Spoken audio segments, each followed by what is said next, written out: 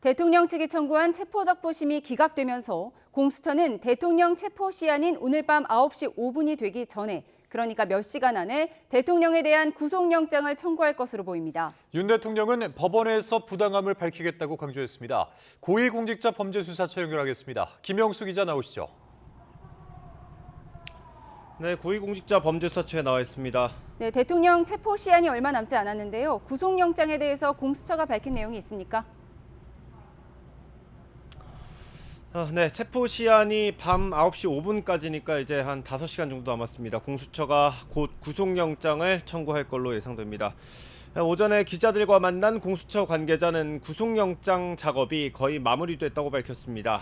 구속영장을 청구할 법원은 앞서 두 차례 체포영장이 발부됐던 서울 서부지방법원이 될 가능성이 크다고 설명했습니다. 이후 영장실질심사를 포함해 법원에서 이뤄지는 절차는 영장이 청구되면 조금 더 구체적으로 확인이 가능할 걸로 보입니다. 그러면 윤 대통령이 영장심사에 직접 나설 가능성은 얼마나 될까요? 구속영장이 일단 청구된 뒤에 확인이 가능할 것 같습니다. 석동현 변호사가 오늘 윤 대통령이 구금된 서울구치소에서 기자들과 만났는데요. 윤 대통령의 구속영장 실질심사 출석 여부에 대해 구속영장이 청구된 이후에 결정할 거라고 말했습니다.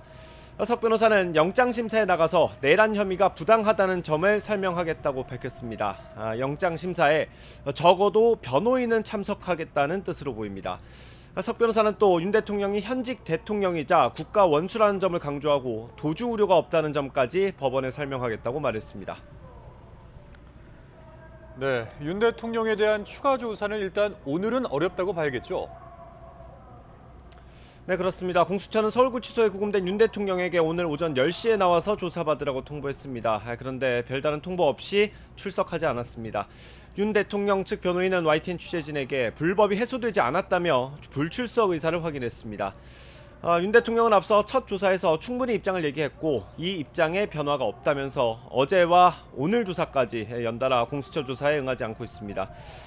체포된 지난 15일 10시간 정도 조사가 전부인데 윤 대통령은 묵비권을 행사했고 계엄은 대통령의 권한이라는 주장만 했던 걸로 파악됐습니다.